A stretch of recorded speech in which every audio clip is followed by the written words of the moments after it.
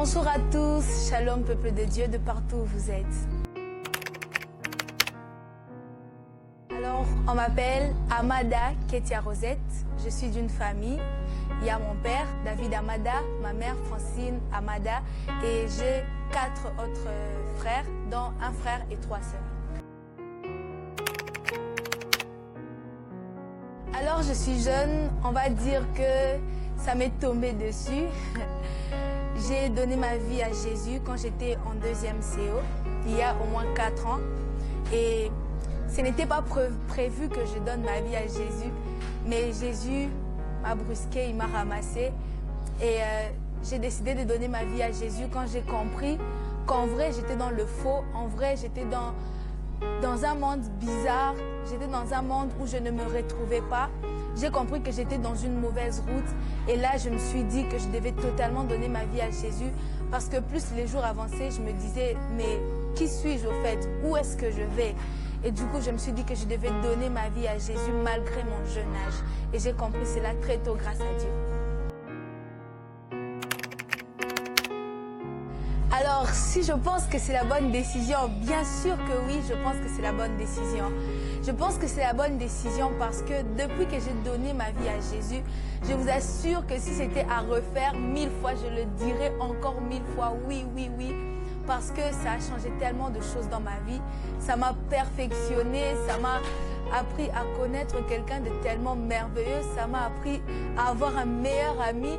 Et je vous assure que même si on me disait de le reprendre, je le dirais oui. Parce que avoir Jésus comme meilleur ami, je vous assure, en étant jeune, c'est la meilleure chose qui puisse arriver à quiconque sur cette terre, je vous assure. Alors, tellement de changements, je vous assure, tellement de changements. Je vais juste épingler un point, c'est par rapport à mon caractère. Avant, quand j'étais dans le monde, eh ben, j'étais quelqu'un de tellement colérique, j'étais quelqu'un de tellement sec. Moi, c'était, je te donne une réponse, carrément, tu te tais. Donc, à la maison, on savait que c'était moi la turbulente, on savait que c'était moi qui dérangeais, c'était moi qui faisais parler les parents, c'était moi qui faisais pleurer les parents, c'était moi qui étais toujours en train de déranger. Donc, j'étais la mauvaise fille de la maison, au fait. Et je vous assure que quand j'ai donné ma vie à Jésus, il y a même une fois où Dieu m'a fait grâce, j'ai été baptisée du Saint-Esprit. Mais j'avais honte de prier en langue à la maison parce que je savais que mon caractère ne cadrait pas avec ce que je voulais faire. Et je vous assure que depuis que j'ai donné ma vie à Jésus, il y a beaucoup plus de douceur, beaucoup plus de tendresse. Je ne dis pas que je suis devenue parfaite. Il y a encore beaucoup de choses à perfectionner en moi, mais je vous assure qu'il y a un grand changement, beaucoup plus de tendresse. J'ai appris à parler, j'ai appris à pardonner. J'ai appris à sourire même quand on me faisait du mal. J'ai appris à savoir parler à mes parents. J'ai appris surtout à savoir demander pardon parce que moi, demander pardon, c'était vraiment un défi. Je ne savais pas demander pardon.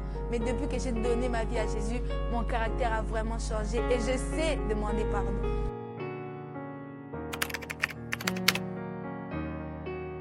Alors, mon histoire avec l'ami Jésus. Je vous assure que Jésus, c'est quelqu'un de vraiment extraordinaire. Comme je vous l'ai dit, j'ai donné ma vie à Jésus à un très bas âge. J'étais en 2e, pratiquement, j'avais 12 ans, à peine 12 ans. C'était quelques jours après mon anniversaire. Et je vous assure que je pensais que je vivais bien parce que je viens d'une famille chrétienne et à la maison, on m'interdisait de faire ci, de faire cela, de ne pas écouter des musiques profanes, de ne pas avoir des mauvais amis, qu'il ne faut pas insulter, vous savez, toutes ces choses basiques. Et je grandissais comme ça et je me disais que même si Jésus revient aujourd'hui, j'irai au ciel. Pourquoi? Parce que je fais pas ci, je fais pas ça. Mais en vrai, je n'avais pas encore eu une vraie expérience avec Jésus. Et moi, j'étais inconsciente. Je ne savais pas cela. Et j'étais à l'Ecodim. À l'Ecodim, et il y a ma monitrice qui nous avait donné un exercice. Elle avait dit, alors on va faire un exercice. Vous allez faire une semaine entière sans écouter de la musique profane. Et moi, je me disais, bah, une semaine sans écouter de la musique profane, d'accord. Je me suis lancée dans cet exercice sans savoir qu'en vrai, c'était le chemin de Dieu au fait pour me ramasser. Et je me suis décidée de faire une semaine sans écouter de la musique profane. Et une semaine est passée, je n'ai pas écouté de la musique profane. Il y avait comme une voix en moi qui me disait, vas-y, fais 2 semaines. J'ai fait 2 semaines. jusqu'à faire 1 mois sans écouter de la musique profane. Et pendant le 1 mois là, j'étais en train de comprendre qu'en vrai, je n'avais pas encore donné ma vie à Jésus. J'étais en train de comprendre que je pouvais dire que je pars à l'église, je pouvais prier, mais il y avait quelque chose qui n'allait pas, il y avait un bémol, quelque chose qui n'allait pas. Et pendant ces 1 mois, j'ai donné ma vie à Jésus. J'ai arrêté avec la musique profane. Et on peut dire que c'était ça, en fait, le truc qui me retenait vraiment dans le monde. La musique profane. Parce que côté insulte et tout ça, j'étais pas trop dans ça, vu mon éducation. Mais la musique profane, c'était comme un attachement, en fait, que j'avais. Et quand j'ai arrêté avec la musique profane pendant ces 1 mois, quand j'ai décidé d'arrêter avec la musique profane, totalement, je me suis rendu compte que j'étais dans une mauvaise voie. Et j'ai décidé de donner ma vie à Jésus. Et j'ai donné ma vie à Jésus un 16 avril, c'était 2 jours après mon anniversaire. Et depuis ce jour-là, waouh, tellement de changements. À peine 1 semaine, j'étais baptisée du Saint-Esprit, bien que mon caractère n'avait pas encore totalement changé. J'ai été baptisée du Saint-Esprit et petit à petit, j'ai commencé à voir certaines choses dans ma vie changer. Et sans que je ne fasse des efforts. J'ai commencé à avoir une soif énorme pour la lecture biblique. J'ai voulu commencer à lire. Je ne pouvais pas dormir sans lire ma Bible. Et plus tu avances dans les choses de Dieu, plus tu avances, plus tu ne forces plus au fait. Parce que, en vrai, ce que les gens ne comprennent pas, c'est qu'on ne se rend pas saint pour s'approcher de Dieu, mais on s'approche de Dieu pour que lui nous rende saints. Et quand j'ai compris ça, j'ai décidé de m'attacher à Dieu malgré mes défauts parce que tout le monde me disait tu es impoli, tu ne sais pas parler aux gens et tout ça. Et ça me décourageait. Mais quand j'ai compris qu'il fallait d'abord que je m'attache à Dieu, je me suis attachée à Dieu. Et je vous assure que je ne sais pas comment est-ce que je pourrais vous expliquer comment j'ai arrêté d'être insolente à la maison. Je ne sais pas comment vous expliquer comment j'ai arrêté de faire parler mes parents. Mais c'est un processus qui a été tellement simple et clair. Pourquoi? Parce que j'avais décidé d'abord de m'attacher à la personne qui purifie, qui sanctifie. Et plus le jour avance, plus je me perfectionne, plus mon amour pour la lecture grandit. Je peux lire tellement, je ne peux pas dormir sans ouvrir ma Bible. Ça me rendrait malade. Donc il y a tellement de choses qui ont changé dans ma vie. Et je vous assure que la meilleure décision qu'un homme, une femme puisse faire dans sa vie, c'est de dire oui à l'ami Jésus, à Baba God comme j'aime l'appeler.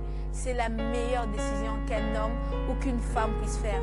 Alors, comme conseil, j'aimerais dire à quelqu'un qui a donné sa vie à Jésus, mais qui sent que son caractère ne change pas totalement. Écoute, tu n'as pas besoin de te casser la tête en faisant des listes, en disant je dois arrêter ceci, cela, bien que cela n'est pas mal.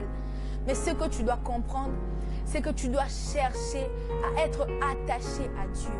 Chercher à être connecté à la nature de Dieu. Et ce n'est qu'en restant connecté à cette personne que tout de lui va découler en toi petit à petit. La vie chrétienne, c'est une longue vie, c'est un long chemin et c'est un processus. Cela va petit à petit. Tu donnes ta vie à Jésus, tout ne va pas changer aujourd'hui. Cela va changer petit à petit. Aujourd'hui, il va enlever en toi la haine. Demain, il va enlever en toi l'amour pour les musiques profanes. Demain, après-demain, il va augmenter en toi la soif de la lecture de la Bible. Alors, j'aimerais te dire, ne te mets pas de la pression. Vas-y, mollo, mollo, et Dieu te fera du bien. Et j'aimerais aussi donner un conseil à quelqu'un qui est en train de regarder cette vidéo, mais qui n'a jamais donné sa vie à Jésus. Écoute, la meilleure décision que tu puisses prendre, c'est d'inviter le Saint-Esprit dans ta vie. D'accepter Jésus comme ton Seigneur et ton Sauveur, parce que c'est la meilleure chose qui puisse t'arriver. Il n'y a que comme ça que tu pourras vivre une vie d'excellence. Mais sinon, j'ai été très contente de répondre à vos questions et je prie que Dieu te fortifie et t'emmène là où il doit t'emmener et qu'on finisse ensemble au ciel. Que Dieu vous bénisse. Je ne peux pas terminer cette vidéo sans faire un appel au salut, sans prier avec quelqu'un pour que tu reçoives Jésus dans ta vie comme Seigneur et Sauveur. Alors tu vas faire avec moi cette prière. Seigneur Jésus, je reconnais mon péché. Je reconnais que je ne mérite pas ta grâce. Mais je viens en ce moment au-devant de toi pour te demander de me pardonner. De pardonner mes péchés, de pardonner mes fautes, de pardonner mon inconscience et mon ignorance. Maintenant, je te reçois dans ma vie comme mon Seigneur et mon Sauveur. Viens habiter en moi, Saint-Esprit, et fais de moi ce que tu veux. Fais de moi celle que tu veux, fais de moi celui que tu veux. Emmène-moi là où tu veux que j'arrive. Fais de moi ce que tu veux que je sois et non ce que le monde veut que je sois. Merci de m'accepter dans ta famille. Merci de faire de moi ton enfant. Au nom de Jésus. Amen. Alors à partir d'aujourd'hui, bienvenue dans la grande famille des enfants de Jésus et des amis de Jésus. Alors je suis très contente d'avoir prié avec toi. Je suis très contente et j'ai la foi qu'il y a plusieurs personnes qui ont donné leur vie à Jésus aujourd'hui et demeurez bénis, que mon Dieu vous fasse grandir encore dans votre intimité avec lui et que vous deveniez des personnes influentes et que vous deveniez surtout la personne que Jésus veut que vous puissiez être. Demeurez bénis, peuple de Dieu. Au revoir.